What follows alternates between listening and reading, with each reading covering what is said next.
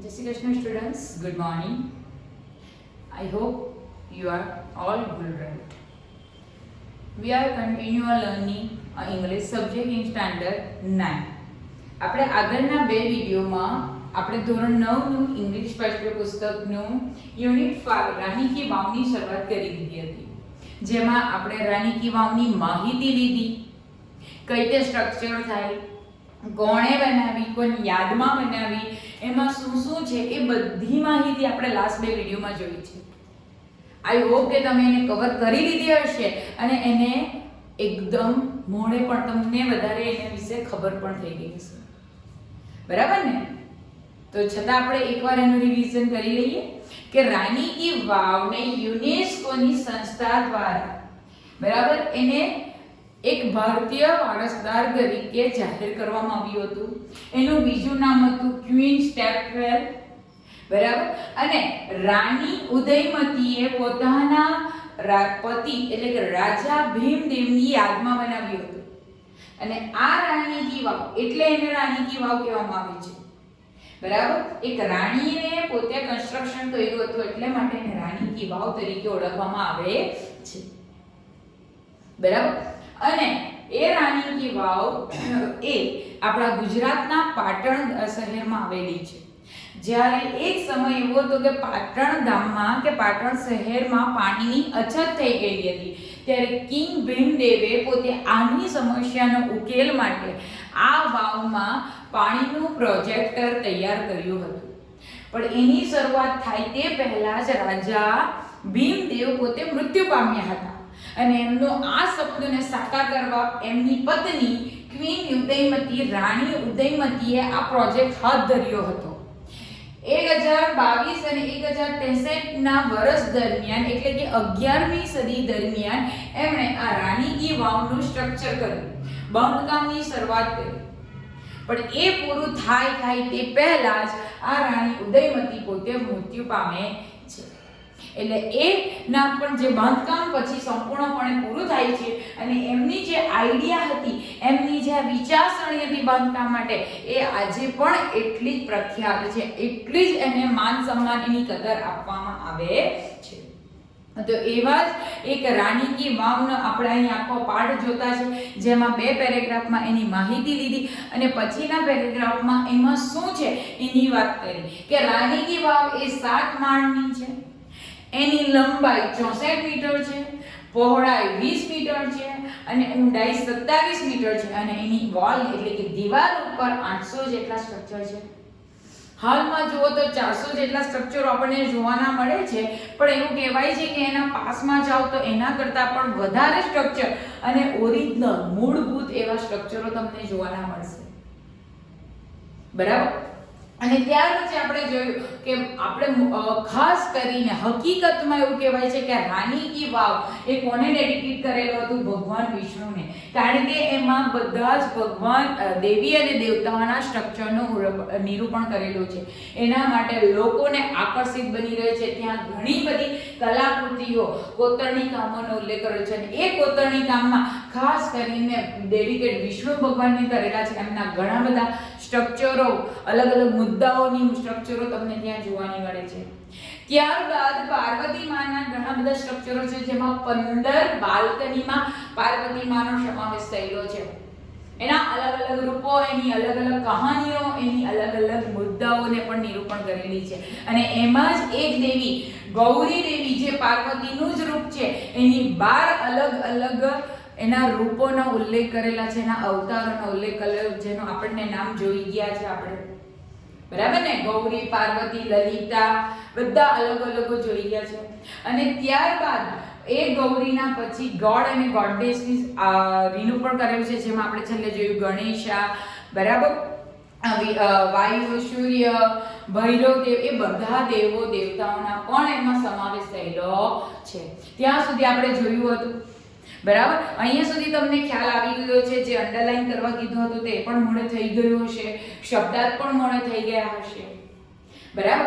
પણ હજુ આપણો પાઠ અધૂરો છે, તો આપણે આ વિડિયો દ્વારા એ પાઠને આપણે પૂરો કરી રહ્યા છે અને વધારેની માહિતી, જે અધૂરી માહિતી છે, એને આપણે પૂરું કરીએ.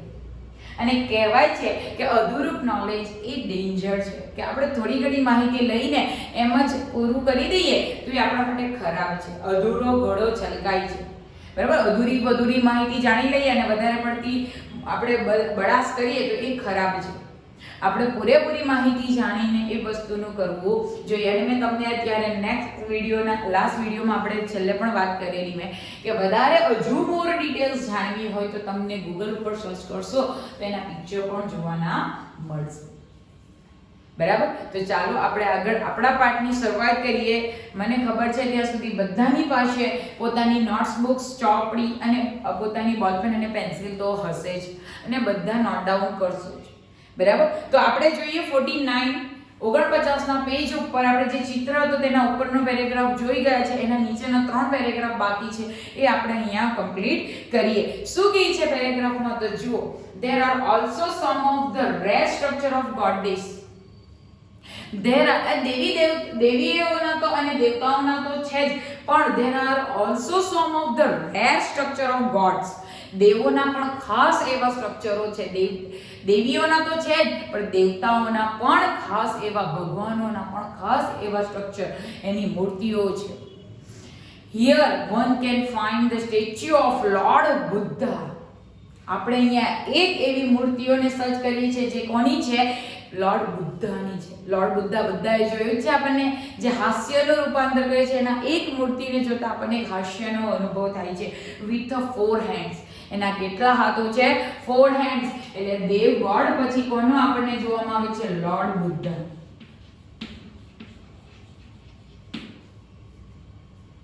લોર્ડ બુદ્ધા. લોર્ડ બુદ્ધાના કેટલા હેન્ડ છે? 4 હેન્ડ્સ. કેટલા છે? 4 હેન્ડ્સ છે, બરાબર. આ 4 હેન્ડ્સ નો એક લોર્ડ બુદ્ધાની આપણે સ્ટ્રક્ચર ને શોધી શકીએ. ફાઇન્ડ એટલે શોધી શકીએ છે. The structure of Ram with sword and shield. Sword એટલે તલવાર, સ્વોર્ડ એટલે તલવાર, અને સાઇડ એટલે ધડ.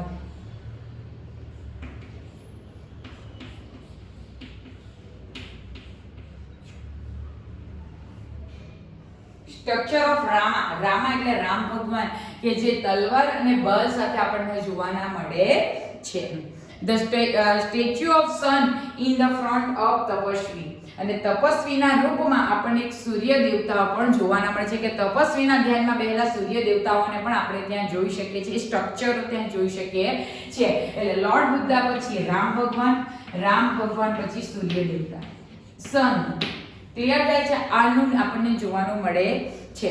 શું કહે છે આગળ? The statue of Shiva with blade in his hand. અને શિવા એટલે આપણા નીલકંઠ મહાદેવ, બરાબર. નીલકંઠ મહાદેવ એટલે કે શિવા વિથ બ્લેડ એટલે માળા, મડકા, બરાબર. રુદ્રની માળાને હાથમાં ધારણ કરેલાની આપણને મૂર્તિ જોવાની મળે છે. એટલે પછી આવે છે શિવા. જુઓ કેટલા ભગવાનની લિસ્ટ બને છે, તો આપણને નહીં લાગે કે વિશ્વના બધા જ દેવી દેવતાઓ અહીંયા જોવાના મળી જાય છે આપણને, બરાબર ને? એટલે જ અદ્ભુત છે આ વસ્તુ, બરાબર. શું કહે છે કે ત્યાં એના શિવાના હાથમાં માળાના મડકાઓ, મોતીઓની માળાઓ છે. The statue of Padmabhushan with soft and gentle expression, rather having hard and stern look, etc. રાઇધર દેન, હવે આપણને ખબર જ છે પરશુરામ એ વધારે પડતા ગુસ્સા માટે દેવતા છે એમ કહેવાય. તો પરશુરામના સ્ટ્રક્ચર હેવિંગ અ હાર્ડ, એકદમ મજબૂત, અને સ્ટ્રેન એટલે એકદમ કડક, પેલા ગુસ્સાવાળા રૂપ કરતા એનું with soft and gentle expression. Soft એટલે એકદમ મુલાયમ અને જેન્ટલ એકદમ સ્વાભાવિક, સરળ એવા સ્વભાવ સાથે એના સ્ટ્રક્ચર જોવાના મળે છે. એટલે ગુસ્સાવાળા સ્ટ્રક્ચર કરતા એકદમ માસુમિયતના સ્ટ્રક્ચર પરશુરામના જોવાના મળે છે. એટલે શિવા પછી કોણ આવે છે? પરશુરામ. પરશુરામ ભગવાનના કડક અને ગુસ્સાવાળા સ્ટ્રક્ચર કરતા એકદમ મુલાયમ અને સાદ સ્વભાવના આપણને સ્ટ્રક્ચરો જોવાના મળે છે, એક્સેટ્રા વગેરે. They revel article visions and unique imagination of the sculptures. બરાબર. દે રેવલ એટલે પ્રગટ કરે છે આર્ટિકલ વિઝન્સ, જે કલાત્મક કૃતિની જે દ્રષ્ટિ છે, જે બધાનામાં કલા પડેલી છે એનું બહાર આપે છે. ત્યાં આપણને બધી લોકોની કલાકૃતિઓ બહાર જોવાની મળે છે. And unique imagination of the sculptures, જે આ મૂર્તિઓ બનાવવાની જે ઇમેજિનેશન છે, જે કલ્પના શક્તિ છે, યુનિક અજોડ છે, આજ સુધી ન જોઈ હોય એવી આપણને ત્યાં જોવાની મળે છે. કે લોકોના મનમાં કેવા કેવા વિચારો છે, એ લોકોમાં કેટલી ખૂબી ભરેલી છે, એ બધું આપણને આ રાણી કી વાવના અલગ અલગ દેવી દેવતાઓના સ્ટ્રક્ચરને જોતાને આપણને ફીલ થાય છે. બરાબર. શું કહે છે આગળ કે સોરી વચ્ચે આપણે લીધી બોલી some of the spacious display contemporary lifestyle, folk tales, animal and human instincts et cetera. Strong structure, કેટલાક એવા સ્ટ્રક્ચરો પણ ત્યાં છે. આ દેવી દેવતાઓના તો છે જ, પણ એની સાથે સાથે કેટલાક એવા સ્ટ્રક્ચરો છે જે ડિસ્પ્લે આપણને પ્રગટ કરે છે કન્ટેમ્પરરી લાઇફસ્ટાઇલ. કન્ટેમ્પરરી એટલે સમકાલીન, પહેલાનું અને હમણાંનું જે બધું મિશ્રણ, જે જીવનશૈલી છે, લાઈફસ્ટાઈલ જે આપણે જીવી રહ્યા છે, અલગ અલગ કાસ્ટના, અલગ અલગ રિલેશન્સના જે લોકો પોતાનું જીવનશૈલી જીવી રહ્યા છે, એના પણ કેટલી બધી કૃતિઓ છે ત્યાં, જેના દ્વારા આપણને લોકોની લાઈફસ્ટાઈલની માહિતી મળે. કારણ કે આપણે જે જીવતા હોય આપણને એ જ લાઈફસ્ટાઈલ ખબર હોય છે, બીજાની ખબર પડતી હોય ત્યારે આપણે કહીએ આ તો કંઈક અલગ પર્સન છે. એ અલગ નથી હોતો, એ એની લાઈફસ્ટાઈલથી જીવે છે. બરાબર. તો એ લાઈફસ્ટાઈલના પણ નિરૂપણો છે. ફ્લોક ટેલ્સ એટલે લોકકથા કહી જાય એવા પણ સ્ટ્રક્ચરો છે કે એકથી લઈને આપણે 10-15 મૂર્તિઓ જોઈએ ને તેના પરથી આપણને આખી એક ઘટના જોવાની મળે છે. તમે માની લો તો દાંડીમાં પણ આવા ઘણા બધી કલાકૃતિઓ છે, જેમાં ગાંધીજીની ઘણી બધી કલાકૃતિઓ કરેલી છે. બરાબર. અને બીજું શું કહે છે, એનિમલ એન્ડ હ્યુમન ઇન્સ્ટેન્ટ એટલે સ્વભાવ, અને પ્રાણીઓ અને માનવોના સ્વભાવોને પણ ઉલ્લેખ કરતી કેટલી બધી કલાકૃતિઓ છે. બરાબર. આ વિચારીને જ આપણને ખબર પડે છે કે આ કલાકૃતિ કરનાર પણ એક માણસ છે, તો એ માણસની વિચારસરણીની તાકાત લગાવ. એ પણ આપણા જેમ 2 આંખ, 2 હાથ, 2 પગ ધરાવનાર જ છે. બરાબર. પણ એને પોતાના મગજમાં અને પોતાનામાં રહેલી ખૂબીને બહાર કાઢે છે, મગજને ઘસે છે અને એને કાર્યરત કરે છે. આપણે પણ આપણા મગજને થોડું ઘસીને પણ આપણે મહેનત કરીશું ને તો ભણવામાં અવ્વલ થઈશું. બરાબર. અહીંયા ઇન્સ્ટેન્ટ્સ એટલે સ્વભાવ.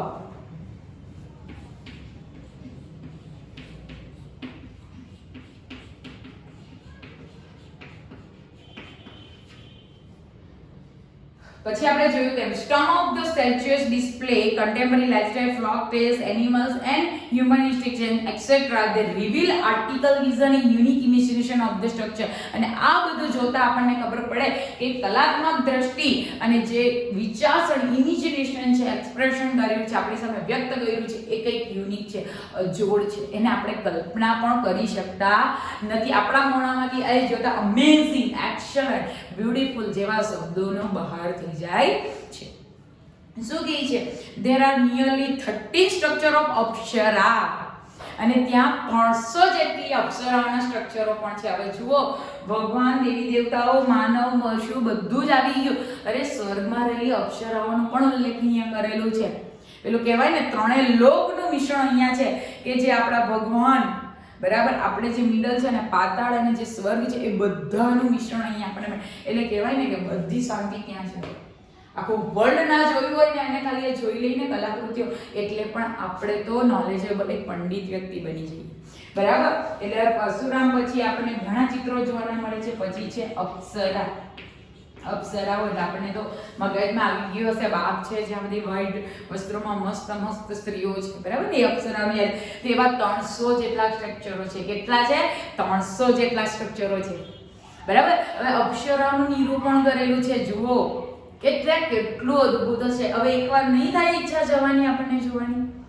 બરાબર. તો લાઈફમાં જ્યારે પણ મોકો મળે, બરાબર, હમણાં તો કોરોનાના મહામારીમાં આપણે બહાર નથી જવાનું, બરાબર, પણ જ્યારે પણ મોકો મળે અવશ્ય પાટણના રહેલી રાણી કી વાવ, સ્ટેપ વેલનું મુલાકાત લેજો.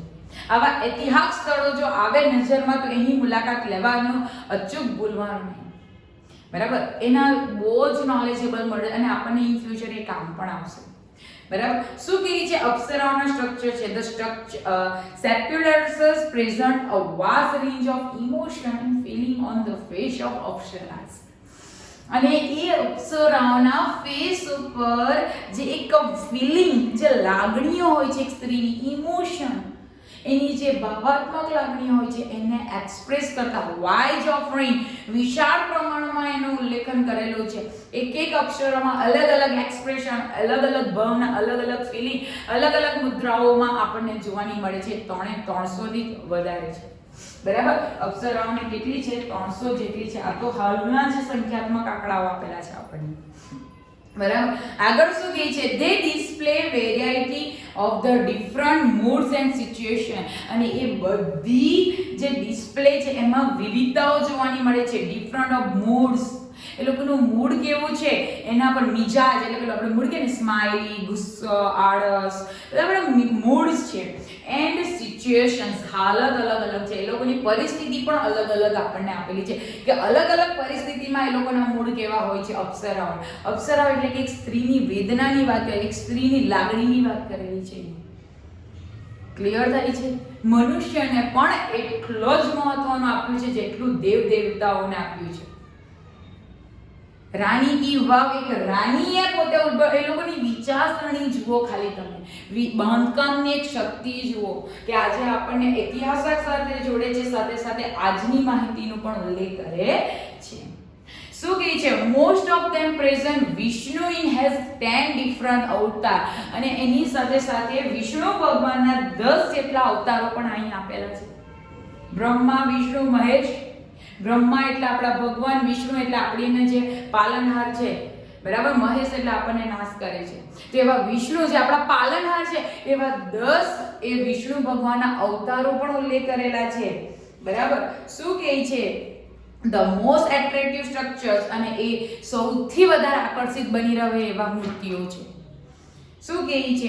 those are વરા, વામન, નરસિંહ, રામ, કલ્કી અને મહિષાસુર મંદની.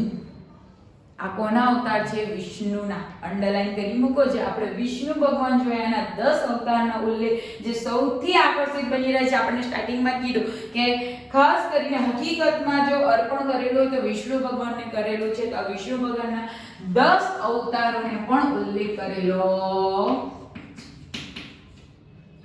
ક્લિયર થાય છે? બરાબર. ગોડ દેશના એટલા બધા આકર્ષિત શિલ્પકૃતિઓ છે. એની સાથે સાથે મનુષ્ય, પ્રાણીઓને પણ ઉલ્લેખ કર્યા છે અને એની સાથે સાથે સ્ત્રીઓને પણ ઉલ્લેખ કર્યા છે. બરાબર. શું કહે છે આગળ જુઓ? the apsara with 16 different makeup style add to the grace of the unmatched structures. અને જે અપ્સરાઓની જે 300 જેટલી મૂર્તિઓ છે એમાંથી 16 જેટલી મૂર્તિઓ, 16 જેટલા સ્ટ્રક્ચરો, મેકઅપ સ્ટાઇલ કે મેકઅપ કરવાની સ્ટાઇલની પણ પદ્ધતિ ત્યાં આપેલી છે. તો આપણે જોવાલાયક સ્થળ બને કે નહીં બને? બોલો ગર્લ્સ, બને ને? બરાબર. એક મેકઅપ. હવે એ જમાનામાં 11મી સદીની વાતને અહીંયા આપણે નિરૂપણ કરેલી છે. તો વિચારો કે આ બધી સરણી પહેલેથી જ ચાલતી આવેલી છે. આપણે એને અનુસરીએ છીએ, પણ આપણે આપણી ઢાલ પ્રમાણે અનુસરીએ છીએ, જીવનશૈલી પ્રમાણે અનુસરીએ છીએ. શું કહે છે?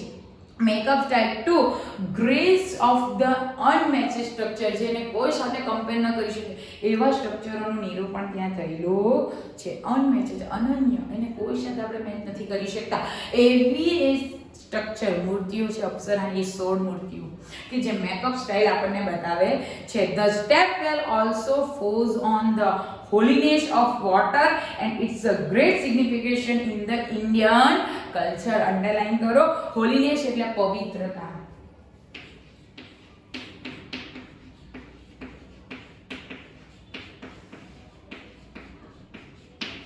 પવિત્રતા કે ધ સ્ટેપ વેલ, જે રાણીની વાવ છે, સ્ટેપ વેલ છે, ઓલ્સો ફોઝેસ એટલે ધ્યાન કેન્દ્રિત કરે છે પવિત્રતા ઓફ ધ વોટર, પાણીની પવિત્રતા તરફ ધ્યાન કે છે. કારણ કે આ બનાવવામાં શા માટે આવેલી? પાણીની અછતના સમસ્યાના ઉકેલ માટે બનાવવામાં આવેલી હતી.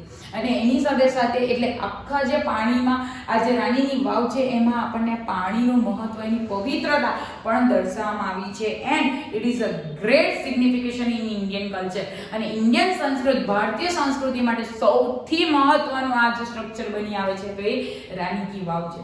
કારણ કે હોલ ઓવર સ્ટ્રક્ચર તમને અહીંયા જોવા ના મળશે. હોલ ઓવર આખા ઇન્ડિયાનું કદાચ જુઓ તો હોલ ઇન્ડિયા અંદર છે. બરાબર. આગળ શું કહે છે? The Vav is the most developed elaborated or and ornamented example of submarine horticulture. The wow, આ જે કૂવો છે the most developed, એનો વિકાસ એટલો બધો સારો છે. elaborated એટલે ઝીણવટપૂર્વક, or ornaments એનું જે સાજ શણગાર છે, બરાબર. elaborated એટલે ઝીણવટ પૂરેલી કોતરણી કામ, elaborated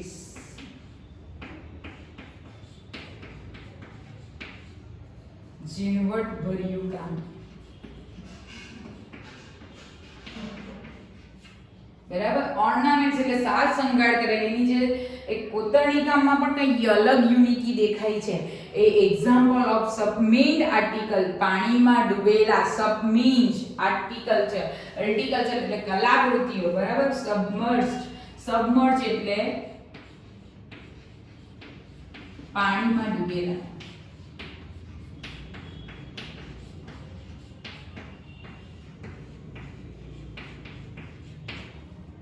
સબમર્જ એટલે પાણીમાં ડૂબેલા. આ એક ખૂબ સુંદર એવું ઉદાહરણ બની રહે છે. તો વિકાસ, ડેવલપમેન્ટ એટલે ઝીણવટપૂર્વક અને શણગાર માટે ખૂબ એવું કલાત્મક કૃતિ માટેનું એક ઉદાહરણ બની રહે છે. શું કહે છે આગળ? It sings a glory of development of textile in India. અને ભારતમાં આ જે પગથિયાવાળો કૂવો છે એ પોતે એક ખ્યાતિ એવી પોતાની સાઇન, પોતાની જગ્યા એવી એક ડેવલપમેન્ટ વિકાસમાં મેળવી લે છે. This vav is a large and a complex type of the step well. Underline કરો કે આ વાવ એ સૌથી મોટો અને કોમ્પ્લેક્સ જટિલ પ્રકારનો કૂવો છે. સ્ટેપ વેલ પગથિયાવાળો કૂવો છે, એકદમ મોટો છે. આપણે કોઈ દિવસનો જોયો એવો કૂવો અને કોમ્પ્લેક્સ એટલે જટિલ પૂર્વકનો એક પગથિયાવાળો કૂવો છે. It has ornament plants of structures, અને એની ઓર્નામેન્ટ જે સાજ શણગારની તકતીઓ પણ બહુ જ સુંદર રીતે ત્યાં નિરૂપણ કરેલી છે. પ્લાન્ટ્સ એટલે તકતીઓ, પેનલ્સ એટલે તકતીઓ મૂકેલી ને, કારણ કે કોઈ વાર કોઈ વ્યક્તિનો હોય તો આપણે વાંચીને પણ એને આપણે જોઈ શકીએ છીએ. It lay buried under the mud due the flood first. It's a brooded એટલે દટાઈ જવું. Buried એટલે દટાઈ જવું. મૂળ એટલે માટી, ફ્લોડ એટલે પૂર.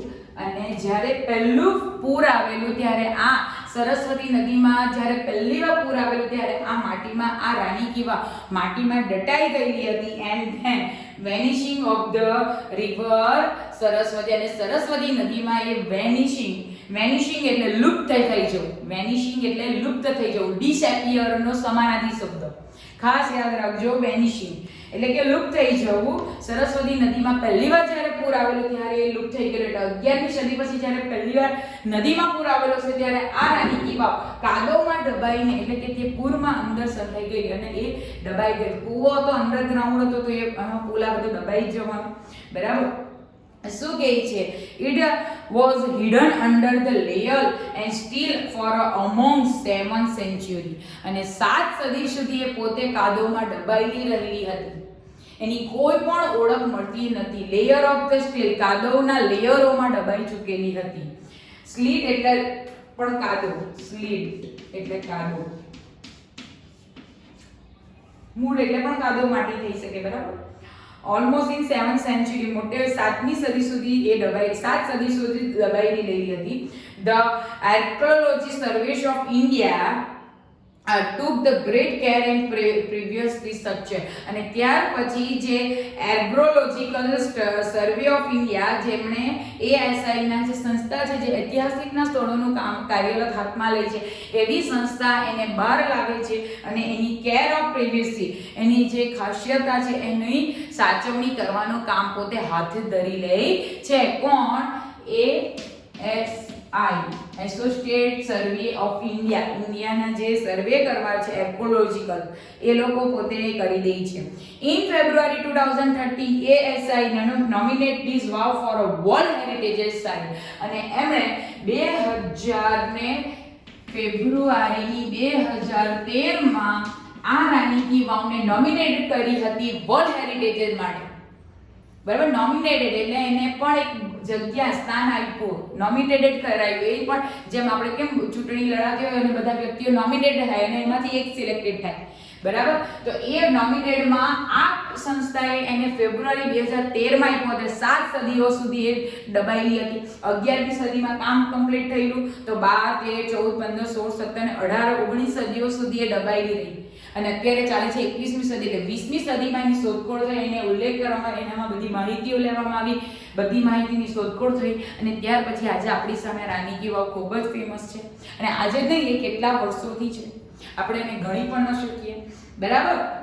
And with the excellent term work by the AS and state government of Gujarat, અને ત્યાર પછી ઉત્તેજિત થઈને ટીમ વર્ક કર્યું હતું ASI and government of Gujarat. આપણા ગુજરાતના ગવર્નમેન્ટ સરકાર સાથે આ બે જણા સાથે કામ કરીને એને નોમિનેટ તો કરી દેવામાં આવી હતી, પણ એની સાથે કામ કરીને ઇટ ગોટ રેકોગ્નાઇઝડ બાય યુનેસ્કો, અને યુનેસ્કો દ્વારા એને જાહેરનામું બહાર આપવામાં આવ્યું હતું કે ભારતની બેસ્ટ આ એક ઐતિહાસિક સ્થળ બની રહે છે અને બેસ્ટ એવો કૂવો છે કે જે આપણે કોઈ પણ વર્લ્ડમાં આવો કૂવો જોઈ શકતા નથી, જે આપણા ઇન્ડિયાના ગુજરાત રાજ્યના પાટણ શહેરનો છે.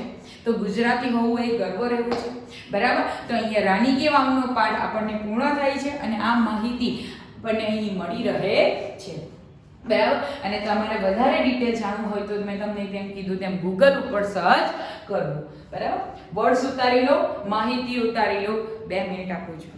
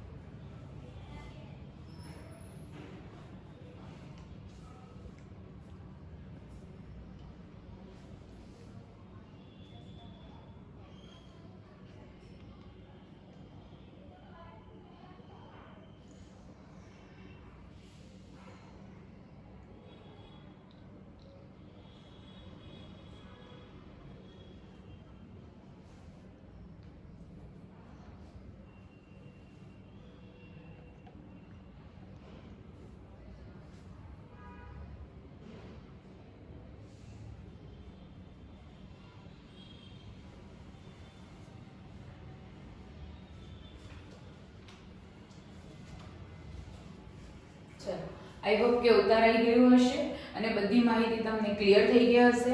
આખો પાઠ આમાં તમને ક્લિયર થઈ ગયો હશે, ઇન્ટરેસ્ટિંગ લાગ્યો છે, બરાબર. એક અંદરથી ઉત્સાહ આવી હશે કે આપણે રાણી કી વાવને આપણે જોવા જવું જ જોઈએ, બરાબર. તમે અહીંયા શબ્દો ગ્લોસરી તો લખ્યા જ છે, પણ સાથે સાથે આપણને પેજ નંબર 49 ઉપર જે ગ્લોસરી આપી છે એને પણ એકવાર તમારી નોટબુકમાં લખવાનું છે, માહિતીને કવર અપ કરવાની છે. અહીં આખો પાઠનું રિવિઝન થઈ જશે, બરાબર. આ પાછળ આપણે થોડીક એક્સરસાઇઝ જોઈ લઈએ કે જે તમારે હોમવર્કમાં લેવાનું છે. 50માં પેજ નંબર ઉપર V2 અને V3. V2 એ પાઠને રિલેટિવ ખાલી જગ્યા પૂરવાની છે અને V3 માં ઓપોઝિટ વર્ડ, ઓપોઝિટ એટલે કે વિરોધી શબ્દો તમારે બતાવવાના છે. ક્લિયર? પેજ નંબર 51 માં C2 માં 9 ક્વેશ્ચન આન્સર આપેલા છે જે પાઠને રિલેટિવ છે, હાઉ ઈઝી છે, તો તમે લખી શકશો, બરાબર. અને ત્યાર પછી પેજ નંબર 42 પર L3 એટલે ઓપોઝિટ વર્ડ લખવાના છે, ઓન્લી 4 જ છે આપેલા, એટલે આપણે એ પણ લખી શકીશું. આઈ વિલ બી રિપીટેડ કે તમારે હોમવર્ક શું કરવાનું છે, તો 50માં પાના ઉપર V2 અને V3, ક્લિયર. અને 51 એટલે કે 51માં પાના ઉપર C2 જે ક્વેશ્ચન આન્સર છે અને 52 પેજ ઉપર L3, બરાબર, જે ઓપોઝિટ ખાલી વર્ડ આપેલા છે, જે ઓપોઝિટ વર્ડને ખાલી લખવાના છે, બરાબર. આઈ હોપ કે તમે હોમવર્ક પણ કરી દેશો અને એકવાર પાઠનું રિવાઇઝ પણ કરશો. છતાં આપણે જોઈ લઈએ તો રાણી કી વાવ એ ક્વીન ઉદયમતીએ બનાવેલી રાજા ભીમદેવની યાદમાં 1022 થી લઈને 1063 એટલે કે 11મી સદીમાં બનાવેલી. એને બીજા નામે સ્ટેપવેલ તરીકે ઓળખાય છે. યુનેસ્કો દ્વારા એને ભારતીય સાંસ્કૃતિક વારસાગત તરીકે એને જાહેરનામું આપવામાં આવેલું હતું. તે 7 માળની છે, તેની લંબાઈ 64 મીટર એની પહોળાઈ 20 મીટર અને ઊંડાઈ 27 મીટર છે. બરાબર. વોલ પર 800 જેટલા સ્ટ્રક્ચરો છે. હાલમાં જુઓ તો 400 જેટલા સ્ટ્રક્ચરો છે. અને પાસ્ટના કમ્પેરમાં કરો એટલે કે ભૂતકાળના કમ્પેરમાં એના વધારે અને ઓરિજિનલ સ્ટ્રક્ચર તમને મળશે. એમાં વિષ્ણુ ભગવાનના 10 અવતારોનો ઉલ્લેખ કરેલો છે. પાર્વતી માના 15 જેટલી ગેલેરીઓ છે. કેટલી છે? 15 જેટલી ગેલેરીઓ છે. એમાં ગૌરી માના 12 અવતારો છે, જે પાર્વતી માનો જ અવતાર છે. ગોડના બધા અવતારો છે. ગણેશ છે, વાયુ છે, સૂર્ય છે, બધા અગ્નિ છે. પછી ત્યાર પછી આપણને એક મૂર્તિ મળે છે લોર્ડ બુદ્ધાની પણ. એટલે કે ફક્ત ને ફક્ત હિન્દુ ધર્મને જ ફોલો નથી થતો, બધા જ ભગવાનને ફોલો થાય છે, જેના 4 હેન્ડ છે. ત્યાર પછી રામ ભગવાન જે તલવાર અને ઢાલ સાથે છે. સન સૂર્યદેવની વાત કરેલી છે. શિવાની વાત કરેલી છે, જે પોતે મડકા માળાઓ સાથેનું નિરૂપણ છે. પરશુરામ જે પોતે ગુસ્સા કરતા એક કોમળ એવા શાંત સ્વભાવનો ઉલ્લેખ કરેલો છે. પછી 300 જેટલી અપ્સરાઓનો કરેલો છે, જેમાં 16 જેટલી મેકઅપ કરતી અપ્સરાઓનો ઉલ્લેખ કરેલો છે. અને ત્યાર પછી આપણને વાત આવે છે કે એકવાર પૂર આવવાથી, સરસ્વતી નદીમાં પૂર આવવાથી આ કાદવમાં દટાઈ ગઈ હતી, જે 7 સદીઓ સુધી દટાયેલી રહે છે. પરંતુ ASI બરાબર એની સંસ્થા દ્વારા એને શોધખોળ કરવામાં આવે છે અને ફેબ્રુઆરી 2013માં એને નોમિનેટ કરવામાં આવે છે. અને એની સાથે સાથે ગુજરાત ઓફ ગવર્મેન્ટે પણ મદદ કરીને એને એક નોમિનેટમાં ભાગ અપાવ્યો અને યુનેસ્કો દ્વારા એક જાહેરનામું, એક પ્રખ્યાત એવી સ્થળ તરીકે ઓળખવામાં આવે છે.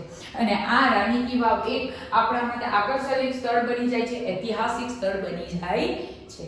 બરાબર. અહીંયા તમને પાઠ સમજમાં આવ્યો હશે. તમે એકવાર રિપીટ કરશો, એકવાર વિડીયોને સ્લોલી જોશો તો વધારે આઈડિયા આવશે. બરાબર. એક્ઝામ માટે ઇમ્પોર્ટન્ટ છે. બરાબર. અને જેટલી ડિટેલ રાણી કી વાવની છે એને થોડીક ધ્યાનથી અને શાંતિથી વાંચશો તો યાદ રહી જશે. બરાબર. તો શાંતિથી વાંચજો. ટેક કેર, હાર્ડ વર્ક અને થેન્ક યુ સો મચ.